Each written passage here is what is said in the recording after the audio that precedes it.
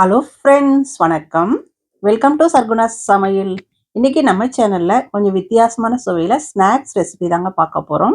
இது காலையில் டிஃபனாகவும் சாப்பிட்லாம், ஈவினிங் ஸ்நாக்ஸாகவும் சாப்பிட்லாம். தக்காளி சட்னி, தேங்காய் சட்னியோட வச்சு சாப்பிட்றதுக்கு அருமையாக இருக்குங்க. இது எப்படி செய்யுதுன்னு பார்க்கலாம். நம்ம சேனலை இப்போ தான் முதல் முறையாக பார்க்குறீங்கன்னா சப்ஸ்கிரைப் பண்ணிக்கோங்க. அப்படியே பக்கத்தில் இருக்க பெல் பட்டனையும் அழுத்தி விடுங்க. இப்போ வாங்க எப்படி செய்யுதுன்னு பார்க்கலாம். நான் ஒரு 2 டேபிள் ஸ்பூன் துவரம் பருப்பு எடுத்து வச்சிருக்கிறேன். ஒரு அரை மணி நேரத்துக்கு முன்னாடியே நல்லா 2-3 முறை கழுவி எடுத்துட்டு தண்ணி ஊற்றிட்டு ஒரு அரை மணி நேரமாக ஊற வச்சு வச்சிருக்கிறேன். இப்போ இந்த தண்ணி எல்லாம் வடிச்சிட்டு மிக்ஸி ஜாரில் சேர்த்துக்கலாம். சேர்த்துட்டு அடுத்ததாக இது கூடவே பார்த்தீங்கன்னா ஒரு 4 பச்சை மிளகாய் சேர்த்துக்கிறேன். உங்கள் காரத்துக்கு தகுந்த மாதிரி கூட குறைச்சி பார்த்து பச்சை மிளகாய் சேர்த்துக்கோங்க. காரத்துக்குன்னு பச்சை மிளகாய் மட்டும்தான்.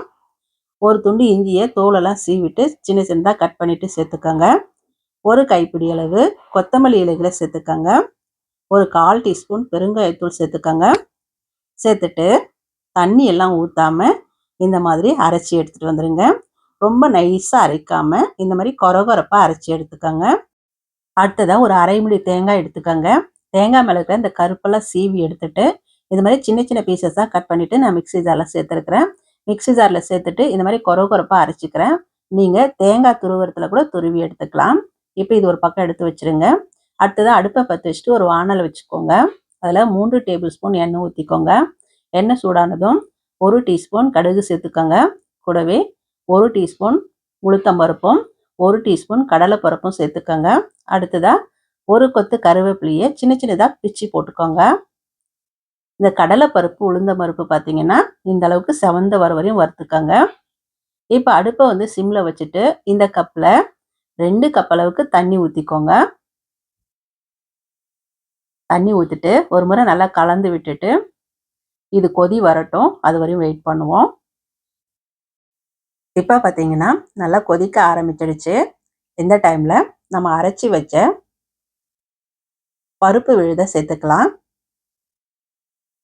இதெல்லாம் அரைச்சி சேர்க்கும் போது டேஸ்ட்டும் வாசனையும் அருமையாக இருக்குங்க. கூடவே அரைச்சி வச்ச தேங்காயும் சேர்த்துக்கலாம். நீங்கள் துருவி கூட சேர்த்துக்கலாம்.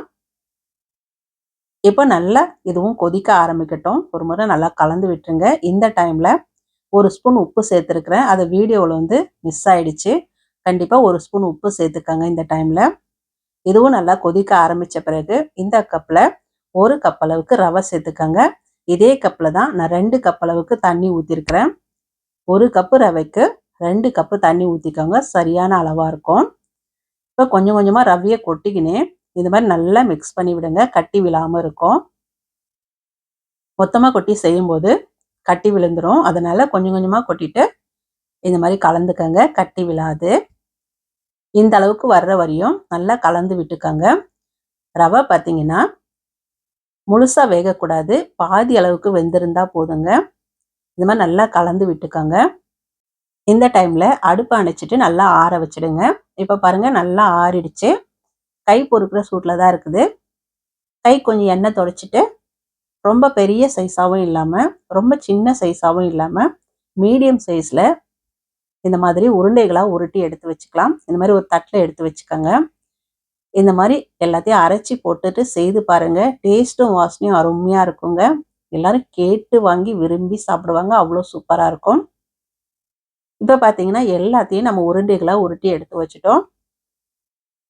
ஒரு 5 பேர் சாப்பிட்ற அளவுக்கு செய்திருக்கிறேங்க. இப்போ ஒரு இட்லி பாத்திரத்தில் ஒரு 2 சொம்பு தண்ணி ஊற்றிட்டு கொதிக்கட்டும்.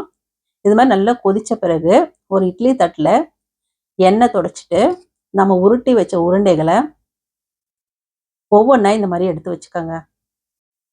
எல்லா உருண்டைகளையும் ஒரே தட்டில் எடுத்து வச்சுக்கோங்க. ஒன்று மேலே ஒன்று வச்சா கூட கொஞ்சம் கூட ஒட்டாதுங்க. தைரியமாக ஒன்று மேலே ஒன்று அடுக்கி வச்சுட்டு வேக வச்சுக்கலாம். எல்லாத்தையும் இப்போ எடுத்து வச்சுட்டேன் பாருங்கள். மூடி போட்டுடுங்க. அடுப்பை மீடியம் ஃப்ளேமில் வச்சுட்டு ஒரு 10லேருந்து 15 நிமிஷம் நல்லா வேகட்டும். இப்போ 15 நிமிஷம் நல்லா வெந்துட்டு பிறகு ஓப்பன் பண்ணி பார்க்குறேன் பாருங்கள். பஞ்சு மாதிரி எவ்வளோ சாஃப்டாக இருக்குது பாருங்கள். அவ்வளோதாங்க.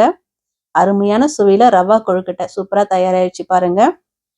புட்டு காமிக்கிறேன் பாருங்கள். எவ்வளோ சாஃப்டாக பஞ்சு மாதிரி பார்க்கும்போதே சாப்பிடணும் போல் இருக்குது பாருங்கள். இது சூடாக இருக்கும்போது சரி அவ்வளோ டேஸ்ட்டாக இருக்கும். ஆறின பிறகும் இதே மாதிரி நல்லா சாஃப்டாகவே இருக்குங்க. இது தக்காளி சட்னியோட சேர்த்து சாப்பிட்றதுக்கு ரொம்ப நல்லா இருக்கும். ஒரு முறை இந்த மாதிரி செய்து கொடுத்தீங்கன்னா திரும்ப திரும்ப செய்ய சொல்லி கேட்பாங்க. ஈவினிங் ஸ்நாக்ஸாகவும் சாப்பிடலாம், காலையில டிஃபனாகவும் சாப்பிடலாம். ரொம்ப நல்லா இருக்கும். தேங்காய் சட்னி கூட கூட சாப்பிட்றதுக்கு ரொம்ப நல்லா இருக்குங்க. உப்புமாக்கு பதிலாக இந்த மாதிரி கொழுக்கட்டையாக செஞ்சு கொடுத்து பாருங்க. ரொம்ப நல்லா விரும்பி கேட்டு வாங்கி சாப்பிடுவாங்க. அவ்வளோ அருமையாக இருக்கும். இதே மாதிரி நீங்களும் செய்து பாருங்க. செய்து பார்த்துட்டு எப்படி வந்ததுன்னு கமெண்ட்ல சொல்லுங்க. இந்த வீடியோ பிடிச்சதுன்னா சர்க்குணா சமையலுக்கு சப்ஸ்கிரைப் பண்ணுங்க, லைக் பண்ணுங்க, கமெண்ட் பண்ணுங்க. மறக்காம உங்க தெரிஞ்சவங்களுக்கு நிறைய ஷேர் பண்ணுங்க. நன்றி, வணக்கம்.